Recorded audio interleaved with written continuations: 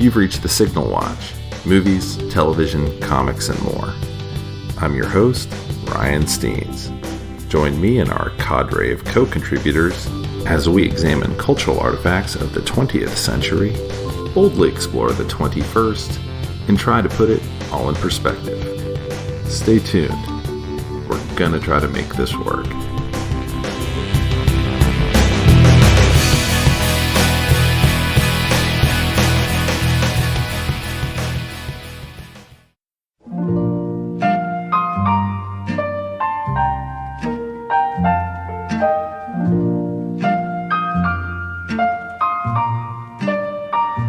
Chances are, 'cause I wear a silly grin the moment you come into view. Chances are you think that I'm in love with you. Just because. Okay, hey everybody, and welcome back to the Signal Watch. As always, I'm your host, Ryan Steens. And with me today is... Jamie. And, Jamie, we are exchanging birthday movies. Yep, this is part two. Ryan's birthday. And so we're dropping the deuce. And I have not looked at the TV to see what we are doing. Jamie, do you have anything you want to tell me about this movie before? Any clues, any reason in particular you wanted me to watch this? I don't think this is going to be as painful as Showgirls. Mm-hmm. We're not drinking today. No, don't think it involves Sober Sunday. Needs any of that.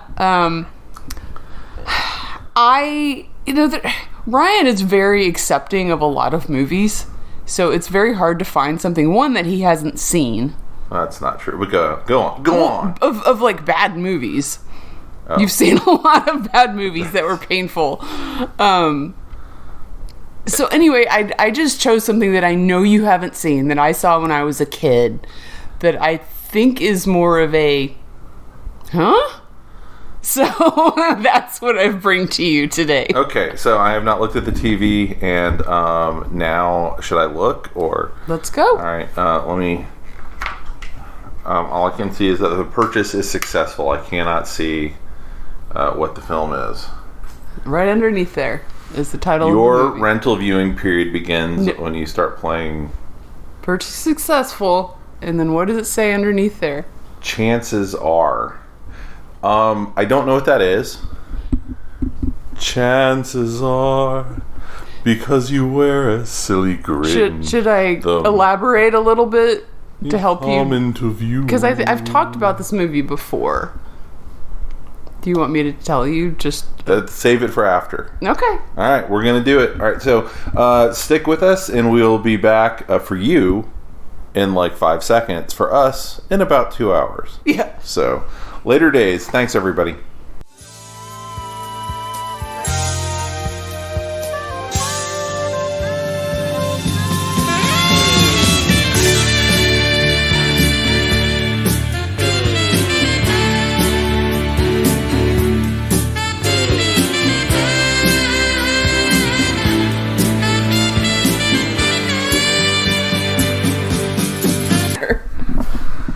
Peanuts? Yeah. Okay. You be crunching on those during? Maybe. All right. Are you ready to go? Okay. All right. Signal Watch, brought to you by Peanuts. Delicious HEB dried, roasted, and lightly salted peanuts. So we just watched Chances Are. Thoughts, Ryan? Explain yourself. Okay, so I knew I didn't want to pick something that I hated, because I'd have to sit through it too. I didn't want In some ways, Jamie, you and I are very different punish people. myself. So, I mean, I feel like people. I was talking to Doug and Kristen about this, trying to get ideas, and they came up with a lot of like girly movie choices, and I was like, well, Ryan will watch a lot of those. Like, he doesn't mind a lot of those. I'm curious as to like what some of those were, but trying to remember what. Oh, Kristen suggested Dirty Dancing. I'm like, you've seen Dirty Dancing, you don't mind it. No, and like 13-year-old Ryan was like all into Jennifer Grey. Yeah, so exactly. So anyway, and it had to be something that you hadn't seen, which you've seen a lot of the stuff that I've seen, so that limited me. But this one, okay, I first saw Chances Are, it came out in 1989. I was 14 years old. We were on spring break in Washington, D.C. that year. Crazy.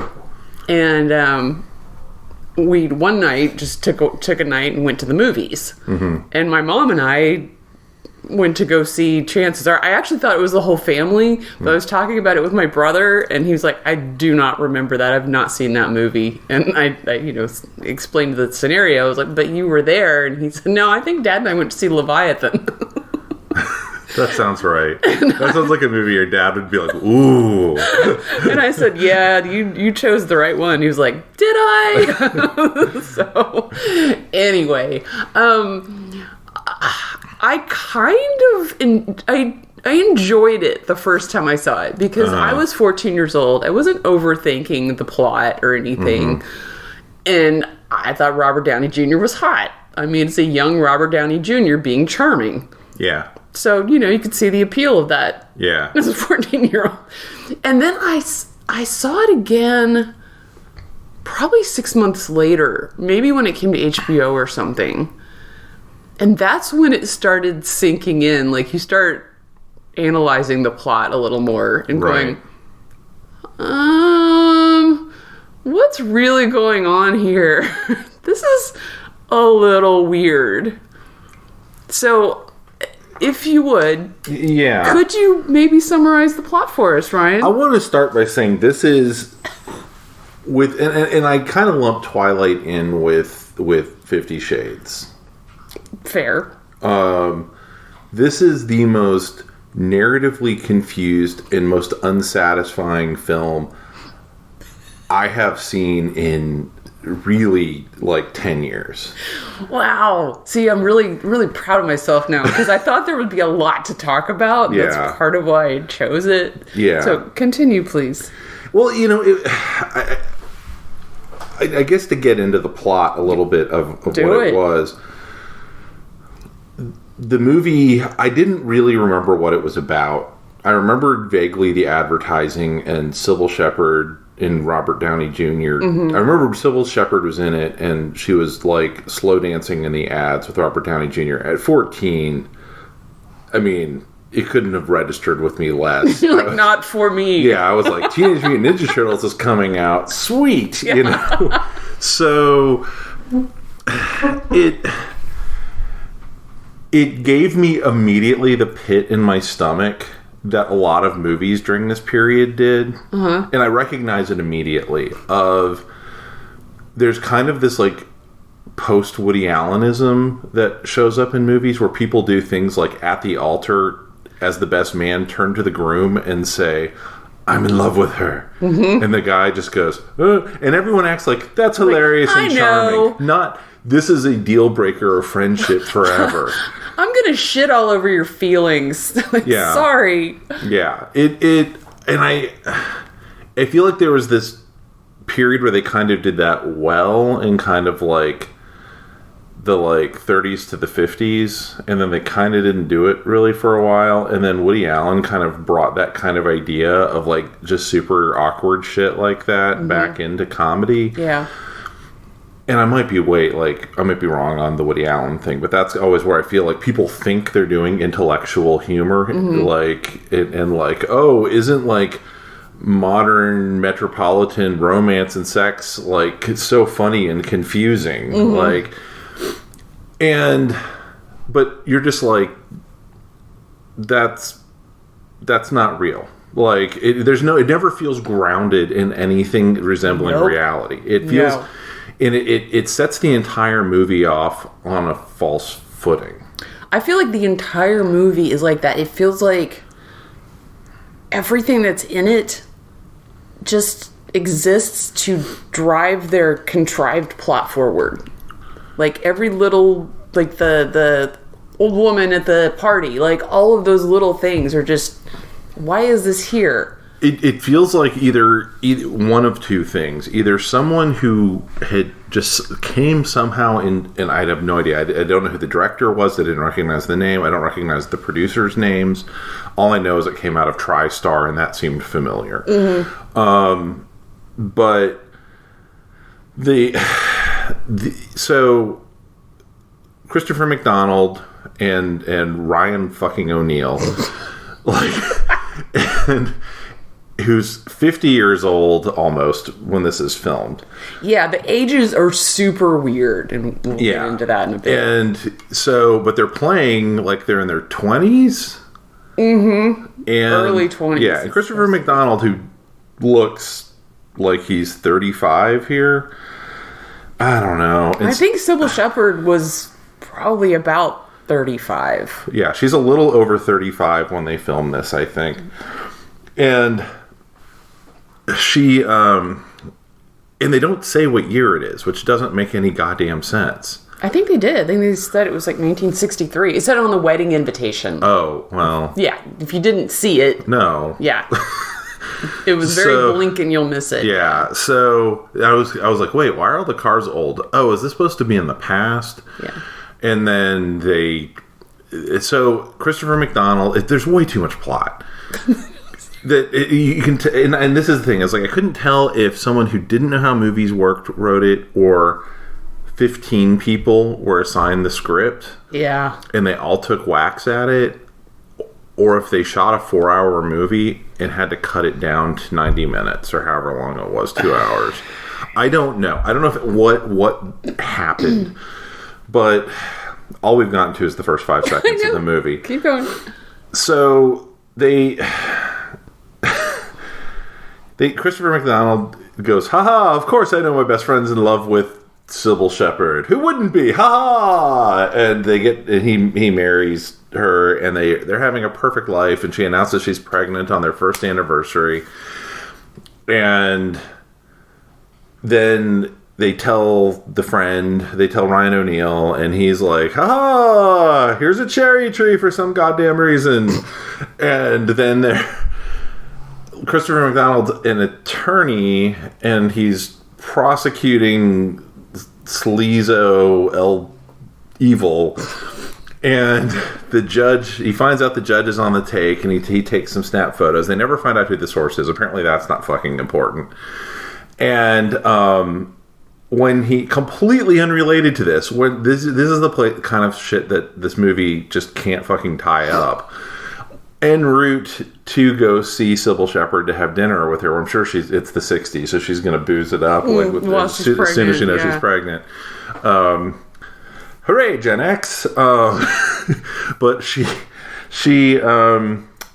he's crossing the road, and he gets hit by what looks like a bunch of teenagers. Yeah, it's just some random. They could have had the mobster take. Yes, yes. Actually, when we were watching it this time, because I didn't remember the plot, that's what I assumed happened. Mm-hmm. And he's just crossing the street, just happens to get hit by a car. That's lazy writing. I sometimes complain that movies want everything to be part of a too much of a closed loop. But I just feel like it would have made a stronger movie for this.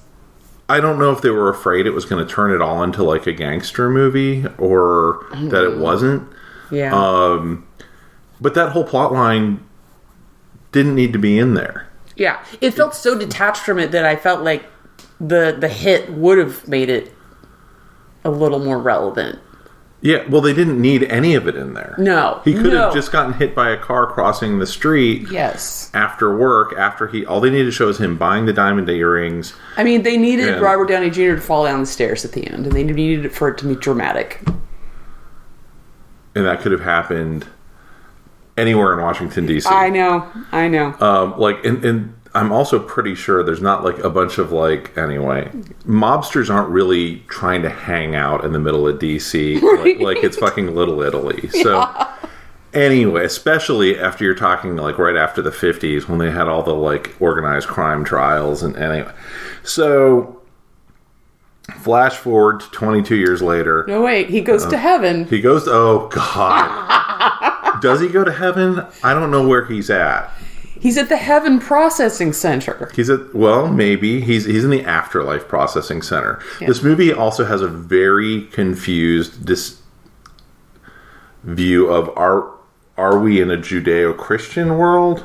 I think if they're afraid to say that, maybe. Well, I want to get into that. Okay. So, yeah. So, it doesn't appear that you ever actually go to heaven, which is the promise of Judeo. Oh, right. You just get reincarnated. Yeah, you just keep getting reprocessed. It's the reincarnation line. That's correct. Yeah. But it's all laid out like it's heaven-y. Like there's clouds on the ground. Yeah. And everyone's wearing white. Right. And everyone's holding on to their little tablets that are shaped like the commandments. Yeah. And I've not seen Defending Your Life, but I think it was right around the same time.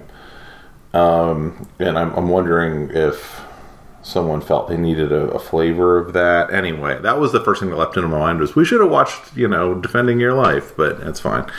So it's not your choice. No, not my choice.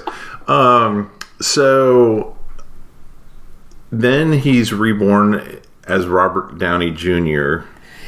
Okay, so he throws such a fuss. I don't want to do every 3 seconds. Of yeah, I know, but it's a very key thing that he manages to get out of there without getting the shot that erases. They treat it like memory. he's got to catch a flight. Yeah, and he runs away, and the guy has forgotten to give him the inoculation. Which why that isn't something they give them as they're heading out, I don't know, but. They don't. So anyway, he misses his inoculation, and the character actor guy who saw in a bunch of stuff around this period gives the same sad face he did in donut commercials or whatever. I recognize him. Oh my God, I think you're right. So he anyway, yeah. So Christopher McDonald is reborn, and you'll see Christopher McDonald. They must have paid him a pretty penny just to use his photograph all over the set. Yeah. And he's reborn as Robert Downey Jr., who wants to be a reporter now, just like his best friend Philip. And he goes to the Washington Post. But before that, he meets in the library Mary Stuart Masterson. Mm-hmm. Miranda. Who is his daughter. Mm-hmm. And he has a flirtation with his daughter. Which he doesn't remember anything. No, he doesn't remember anything. Yeah, and then tries to get the job, meets Ryan O'Neal at the Washington Post, where Ryan O'Neal works, and then gets brought to the house for some reason. He's going to get Ryan O'Neal's I'll feed you with my friends. Come to this party, all of which felt so insanely forced. It was so contrived. Yeah. Yeah. And they're like, well, you can... He starts to remember his past life the second he sees his old house. And then, of course, once he sees Corinne / Sybil Shepherd, he then starts to remember his old life and freak out completely at the table, which in a very 1980s... Oh, so 1980. Yeah. It's Robert Downey Jr. at his most Robert Downey Jr.-ish. Yeah. And and everyone's just going, oh ho... Are you okay? Yeah. As he's seeming to be having a massive mental breakdown. They just met this guy. Yeah. And it results in them inviting him to stay. Yeah. They decide at their house. You seem to be having either a drug overdose or a complete schizophrenic or you drank break. Too much. Yeah.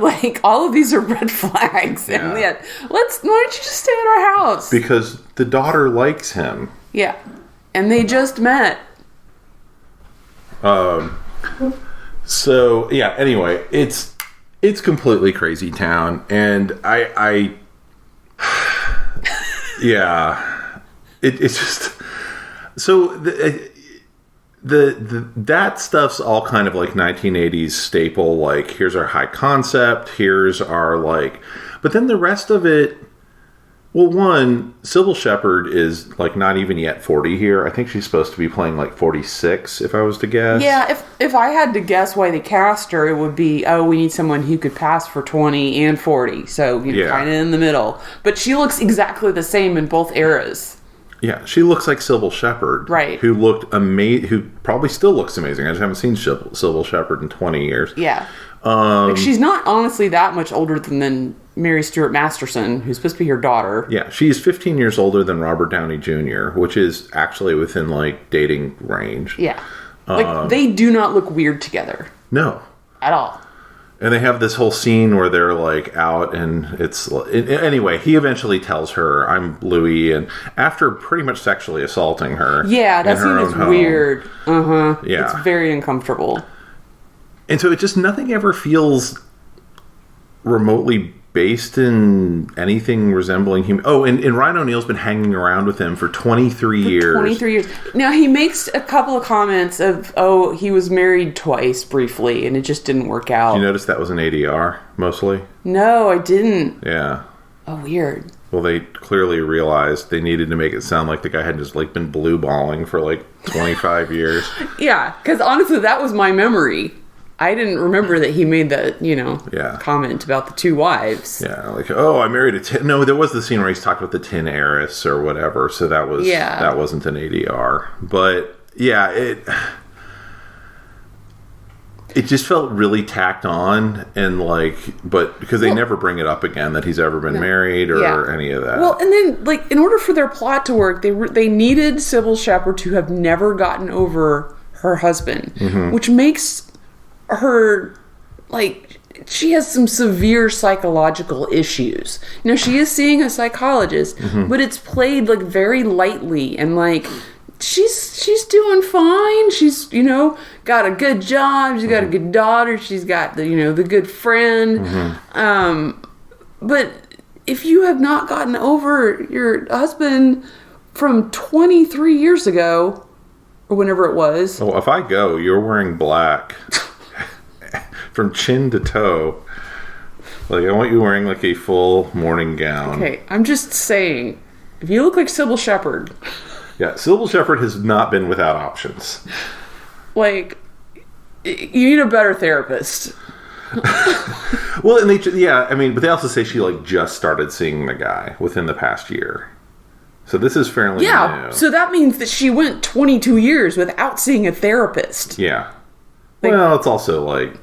through the 60s and 70s. That part I kind of... Yeah, I guess so. But she was raising her daughter and probably, like, not taking care of herself until her daughter went off to college. So, whatever. But it just all is still contrived. Yeah, yeah. It's the whole, like, seeing the shrink thing is played for 80s shrink office laughs. Oh, absolutely. Of, like, they're going to say a crazy thing and the shrink's going to go, what? Well, that's part of the weird thing about this movie is, like, I can't completely dismiss it as a pile of crap because, like, they hired good actors for it. Like, I am no such compunctions. I will completely dismiss this movie. No, I mean, okay, that's fine. But I'm saying, like, there's little glimpses of, like, Robert Downey Jr.'s funny. And Sybil Shepherd is funny. But the material... is mostly not. Everything that I laughed at in this movie is just them doing something. Yeah. On their own. Yeah. It feels like it was written by a psychopath. Mm-hmm. Like, and I don't mean that as an exaggeration. Like, it was like someone who didn't understand human relationships or family relationships and thought it was okay to have a movie ending with the very... solid idea that an amnesiac dad was about to spend a lifetime banging his own daughter. Yes, thank you. So that is the fucked up thing about this movie. Like, that is not the only fucked up. No, it's not. You go on. It's not. Yeah, it's just so messed up. Like, yes, they play it for laughs so that once he remembers who he is and that Miranda is his daughter. So they had actually, before he remembers... they had a kiss in their kitchen. Mm-hmm. And then she tries to do it again later, and he just totally kind of pushes her away. And like, oh my God, she's my daughter, and just kind of freaks out every time. Because she's basically throwing herself at him for 2 days. And the main chunk of this movie takes place in about 4 days. Yeah. 3 or 4 days. I would say so. Very condensed. Anyway, but okay, so at the end they make him the weird angel guy. Yeah. Reincarnation processing center dude sneaks into his hospital room and he's like, I should have done this a long time ago, but I didn't for plot reasons. He said gives him the shot so he forgets. And then it's all fine. And then he can date his daughter again, but it's still him reincarnated. So it's weird. And Sybil Shepherd and Ryan O'Neal didn't forget. Nope.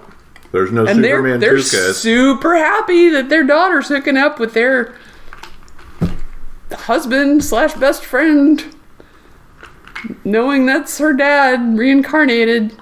And that was the thing that made, like, that was the other, like, pit dropper into my stomach, is you start going immediately when you realize what the premise is and who the characters are. Yeah. And you're like, oh, there's no. There's no way this ends with him running off with Sybil Shepherd. No. Which would have been satisfying, by the way. But they wouldn't have done that in an 80s romantic comedy. Everything has to be tied up in a bow. That would have tied it up in a bow. Yes, but you have two unhappy, miserable characters on the side. You introduced two other characters. They didn't do that. No, they didn't. No, they did not. So instead they were like, incest is best.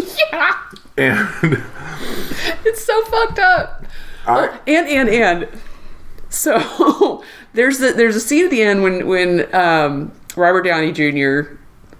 / Louis has a moment of realization that Sybil Shepherd could possibly be in love with his best friend. Mm-hmm. Once she realizes that, oh, he's in love with me, even though he's been around being in love with her for 23 years, she just hasn't realized it. What? And so he, makes the conscious decision that I'm gonna go ahead and just leave. And so it kind of sets them up. Basically, I'm not gonna go into details. Yeah. But anyway, they have the sex, and she should be so traumatized in that scene. Like, I know it's a light comedy. Yeah. But she should be going through so much. Like, this should have been her crisis point in the film. Yes. And instead they treat it as her moment of revelation. Like, oh, Louie's gone. Yeah. I really do love you. So apparently, everything. And she was just about to she came in the room to bone Robert Downey Jr. Yeah. Everything I know about time and space and the life and afterlife, I've had to reevaluate in the past 72 hours. Mm-hmm. Everything that everybody knows about it, because I now have proof positive of reincarnation. Yeah. And I have managed to get back the guy who I have pictures of taped up in my fridge on the egg thing or the butter drawer. I put a peppermint patty in front of his picture every night because that was his favorite. Like a temple. Like a crazy person. But now I've just realized, after 23 years, this guy who comes into my house all the time has helped raise my daughter. Wait, there might be something there? Like, it's so dishonest. Yeah. It suggests she has no friends who would have been like, he looks like Ryan O'Neal, why don't you just go for that? He's around all the time anyway. Like, there's no friends. He's into you. Yeah, there's no grandparents. No, there's no extra characters at all. But this disturbing part of that scene, we're still going. This is the next morning, because it's Robert Downey Jr.'s room. Miranda sees her mom coming out of that room in her nightgown, and she's like really upset because, of course, she would be. And she bursts into the room, and it's Ryan O'Neal. And then she gets really happy because her mom just boned right. I can understand she's pleased because she's seen them together her whole life. She sees him as a father. Yay, they're together. But she's really excited that they had sex because he's still in bed naked. I mean, with the cover on. But she goes over and hugs him, and she says in his ear, "I want details later." Yeah.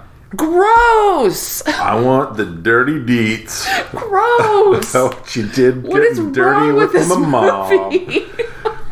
Yeah, it's kind of has the same vibe. Thinking I'd love to read up on like who actually made it, because it's kind of like we walked out of Powder, and I was like, huh. And then like a week later, it was like, guy who made Powder, complete criminal. Remember? Yes. And I was like, right. This all makes sense. And I kind of feel that way about this movie. Like, if I found out this guy like was keeping people in his basement, I'd be like, oh, he's on like his fifth like Hills Have Eyes family that's in the basement. I'd be like, yeah, that all tracks. Like it's. And that's not the craziest part of the movie. The craziest part, by far, is the completely unnecessary... The Smithsonian has to fire you because we need $2 million because we spent it as an emergency on this First Lady's thing. It's like... It's aggressively It doesn't angry. know how anything works.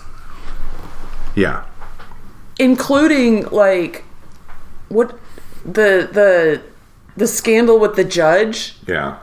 like that would have been what's the name for that? Like if the time is run out on the crime being committed, like it's been 23 years. Right. I don't know. There's a legal term for it. Sorry, attorneys, I can't remember the name for it, but they throw him in jail. Yeah. Judges in jail. Because that's how the law works. And there's a single photograph, undated, right, doing God knows what. Right. That's proving something. Yeah. Good God. I'm going to pause the thing while I figure out what the term is. Thank you. We literally hit pause, looked at each other, and said statute of limitations. So, anyway, our brains are working again. But this movie broke them. Yeah. Well, it was the completely unnecessary plot line, completely unnecessary, of... Sybil Shepherd's in trouble at work because she runs some part of the Smithsonian, and they're having a First Ladies, like they're showing their outfits to celebrate. Yeah, they have the a lot First of Ladies. Mannequins, and they're showing off like their jewelry and their wardrobe and stuff like that. And it suggests that like she just refused to budget, and I'm like, all this stuff is a fireable offense, but I also don't believe. And she would have gotten approval for it too. Like she would have had to go through committees, and like this is not all decided by one person. Yeah. I mean, it's something that when you're 14, you're like, okay. Yeah, exactly. But the minute you're like 18, you're like, what? Like, that plot point just went right by me when I was a kid. I was not thinking about that. So he's like, well, you have to squeeze Mrs. Jarvis or whatever her name was. Right, yeah. So she's trying to, sweet talk Mrs. Jarvis. And Robert Downey Jr. overhears this, and it's all entirely to set up this completely unnecessarily long and complex dance sequence. Oh, it goes on forever. And they make it so long so you understand she's gradually getting to the point of having, like, a heart attack. Yeah. I guess that's what's happening. Or she, I think... Yeah, they're just playing it off like she fainted or something, but they need the EMS to come in. Yeah, and then they have to make jokes about her size, about like, oh, they have to heft her onto the gurney, and it just it goes on so long. There's like they keep going back and forth from Robert Downey Jr. doing his. It really feels like they moves. tried to bring in a scene from like The Naked Gun or something. Yes, but they keep like showing the people watching him, like all the other characters. And it takes forever. It's so unnecessary. Yeah. And then no one talks about it. I mean, it doesn't... the only relevance to the plot is that he does manage to get, somehow, I guess before that, because she passed out after that, to the $2 million check, and then leaves it on Sybil Shepherd's bed, you know, as he's leaving her room. After assaulting her. Yeah, nothing classier than like roughing woman and throwing have money some money I got for you. Yeah, I've seen that movie. It's a lot darker than this one usually.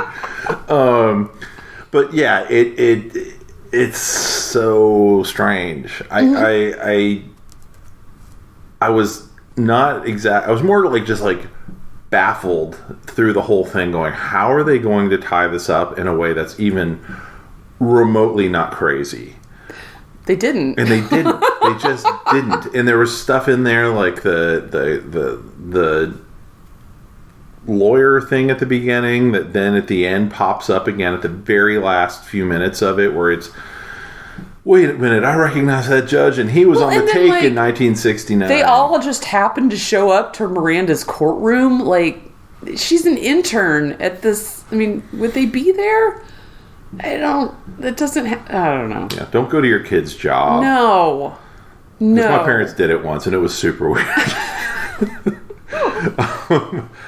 But yeah, I mean, I wasn't like angry at this movie. I was just like, I could not believe it got made. Like, yeah. And like released in that way. Like it needed, and my concern is it actually was the product of reshoots.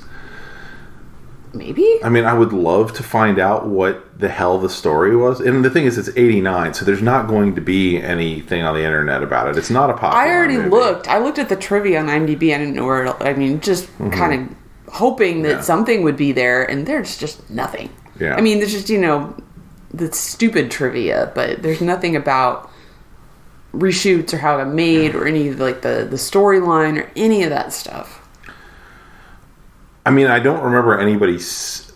I mean, probably someone I knew saw it and said, like, it's not for you or whatever back then. I literally can't remember ever talking to anyone about this movie before. Mm-hmm. I remember it existing as a Sybil Shepherd thing because of Moonlighting. Right. I think this would have been made right at the end of Moonlighting or right after she finished, but it was real close. Yeah.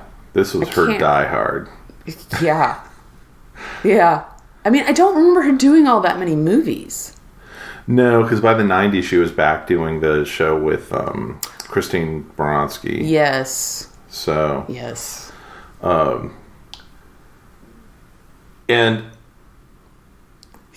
I mean, there's no like polite way to talk about it. Like, Sybil Shepherd is a total smoke show on this movie, and the poor haircut and everything else they do to her daughter in this movie. Mary Stuart Masterson is a very pretty girl. And that's the thing. And they destroy her face with this stupid haircut. They give her an unflattering haircut, makeup. But it wasn't out of fashion for that era. It just was really unfortunate. Yeah, and there were a lot of movies that this movie could have been. It could have been the movie about the scam artist, like, trying to pull this off and then falling in love with the daughter. Mm-hmm. It could have been, it actually was, and they actually fall in love. And you know what? Our happy ending is these two people who look like they're maybe 12 years age difference, but the woman's older. Yeah. You can go off and live a happy life, and people wish them well. If the people close to them understand what happened and believe in it, they just let it go. I mean, they really do try to emphasize the age difference. The scene in which they're walking around the fair,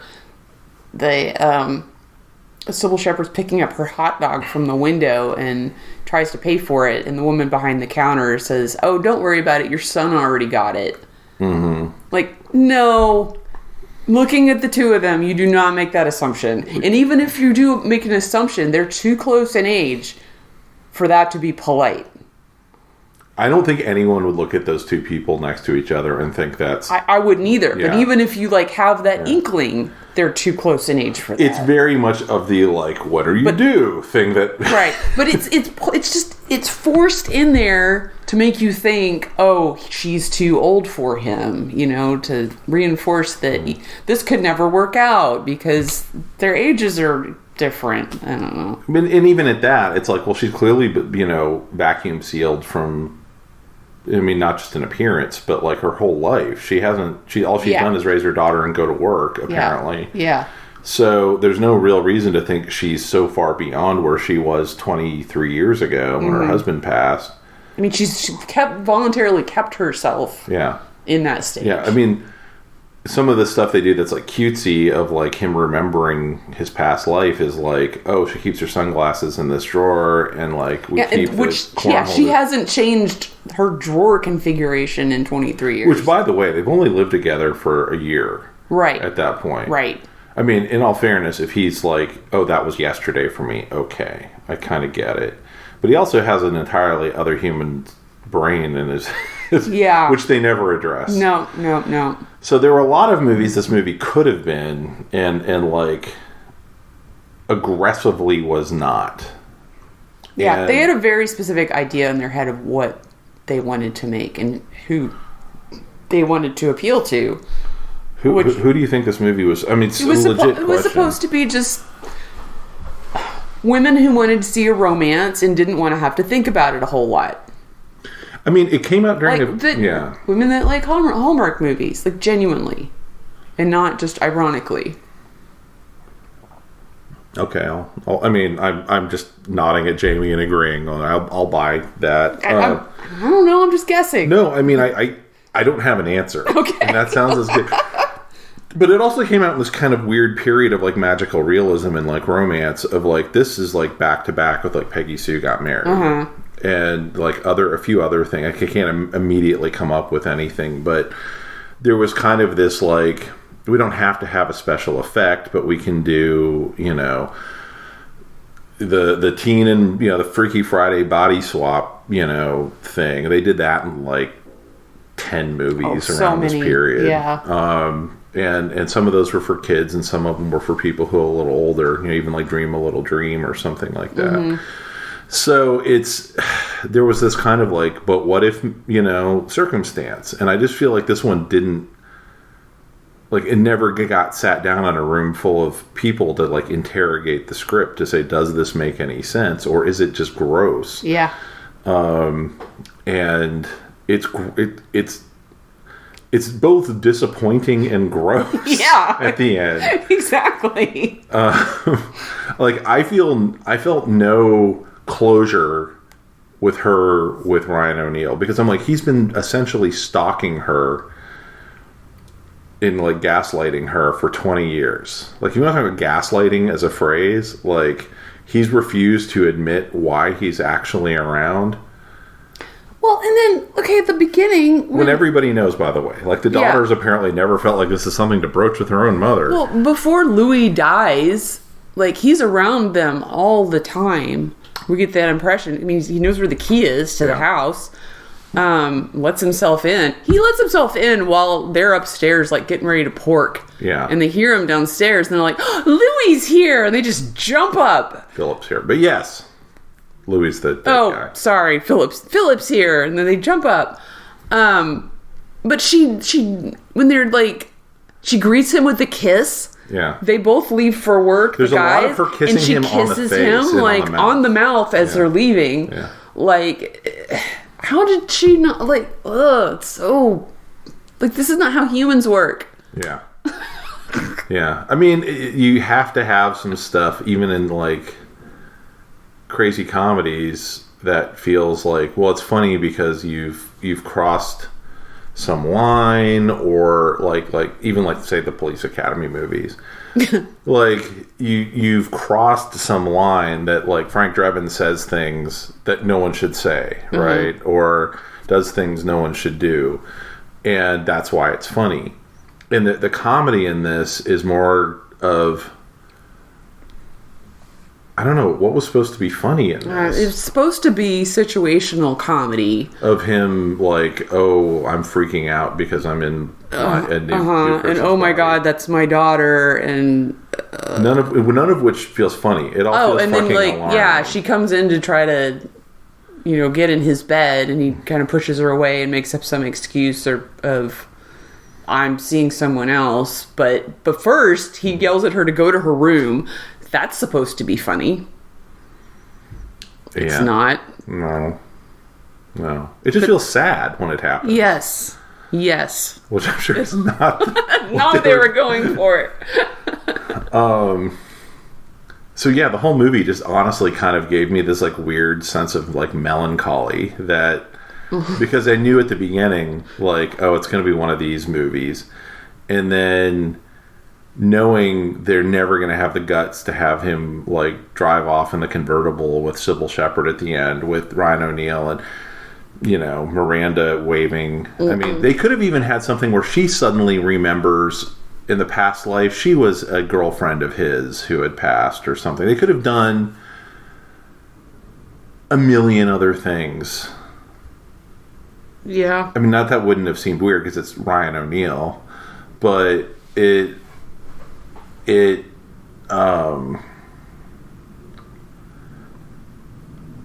have so many questions for the writer. Well, unfortunately, he's not here. Or she. Yeah. I don't know. I think it was all dudes, and I think you could tell from looking at this movie it was all dudes. But like you said, the thing I laughed at by far the hardest, and I only laughed like 3 times over the course of 2 hours, was Sybil Shepherd spraying her hairspray into her armpit like it's deodorant. She like, I think that the night after she accepts that is Louis, and I don't remember if I think they did kiss. Anyway, it doesn't matter. But she wakes up the next morning and she's just like out of her mind, just, you know, because it's a lot to process. And, you know, there's a very funny scene of her getting dressed and buttoning her buttons wrong and, you know, putting on 2 different shoes and, you know, spraying her hair with hairspray and then putting it under her arm. And it's very just cute how she does it. Yeah. And that's literally the only time I laughed out loud in this whole movie. Yeah. But like, that was part of what my point was. Like, she's funny. Yeah. She is funny. Yeah. And I half think she's like, I have some ideas for this scene. And they were like, yeah, just roll film. Let her go do whatever. Yeah. And then for the next scene, she showed up with got the coat that had to be buttoned just so, and it's all askew. And it was a slog.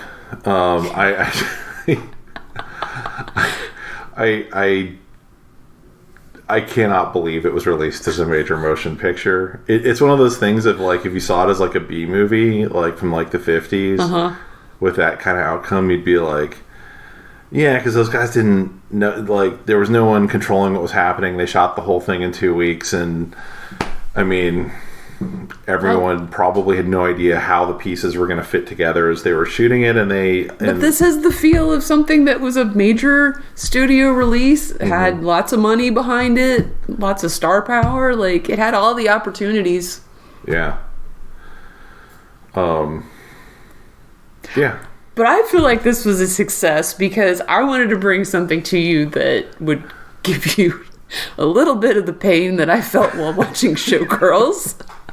Also, I felt like we'd have a lot to talk about, and then it would kind of blow your mind, and you would have a lot to say. And I feel like that we did that. Yeah, you know, I think from that perspective, it was a roaring success. Yay. It was so hard not to pause the movie and be like, what? Exactly. Like, which is when the first time we watched Twilight, which was, by the way, with riff tracks and wine, I kept pausing the movie because I could not believe what was happening in the movie. Like, are they saying that this girl's okay with this, you know, with him like breaking in and staring at her in the room in the middle of the night? Not only that, she likes it. She's turned on by it, in fact. And I had those moments through this whole thing, like over and over. And that's because you're a human. Those are the correct human responses. Yeah. I mean, I'm really curious to go back and read some reviews. I didn't even think about that, and go back and kind of see how people... My feeling is, my guess is, I'll go off and read the reviews, and I'll actually link to some in the post, the blog post. Is it's going to go all without comment. Oh, I bet. Because it's the late 80s. Exactly. That period of time, this was not like that out of the ordinary for what was coming out back then. No. I mean, I remember very much, there was some movie with like Dudley Moore and Kirk Cameron, I want to say, switched bodies. Yeah, there was another switch bodies movie. And like being pretty sure, like... Anyway, there was about to be a sex scene in a PG-13 movie. It was like totally fucking inappropriate for whatever was about to happen. And I'm sitting next to my mom watching this, like just sliding down in my chair, like Because it was one of those things like I didn't really want to see it. And my mom's like, "Let's go to the movies," and I was like, "All right, I'll get some sweet tarts and a big Coke, and it'll be a good time for no matter what. I'll feel sick when we leave." And you did, because you saw that movie. And I did, and I just remember being like, "What is happening? How is that? Isn't this a kids movie?" And yeah, I mean, yeah, I am clearly run out of things to say. It just has completely fried my brain. Well, we don't need to continue. Yeah. Is there anything you like about this movie? Happy birthday! Not anymore. I mean, I'm over the age of, I've gotten over, hey, Robert Downey Jr.'s hot because, I'm not 14 anymore. You're still allowed to think Robert Downey Jr.'s hot. He's a good-looking dude, but, yeah. Yeah. This movie kind of ruined it, that part of it for me. It's just that bad. Anyway, so next year we'll have to start. We have a whole year now to start thinking of movies. Thinking about what we're going to do next. Yeah. Yep. And and they never had the song "Chances Are" never played into the actual movie. That is not true. It was the opening segment. No, but it never. I thought they were going to be like, "This is our song." Oh no. So the song was played over the opening credits, chances are. Mm-hmm. And then the big song from this movie was a really big release. Like, it got a lot of radio play and was probably all over, like, VH1. Synergy. Yeah. Was the... who did I say? It was... Cetera and Cher. Peter Cetera and Cher is After All, which Ryan will probably play over the opening or the closing of this podcast. If you want to stick around for that. But no, that it's kind of played thematically throughout this movie because that's the piece that I guess Louis is supposed to be like composed it or something. But he plays it on the piano, and then Robert Downey Jr. plays it on the piano later, and that's how she knows it's him, and blah blah blah. Anyway, it's played a lot. I totally missed that. Okay. Yeah, it's like that theme is played throughout the movie. And then there's like one other theme that's kind of like really upbeat. Yeah. Like almost forcing you to notice how just don't think about it too much. It feels like that's what the music is trying to say. Yeah. I like a movie that doesn't want you to think enough that you're just like, so that ended with incest. That is completely grim. Gross. Chances are. Fucking A.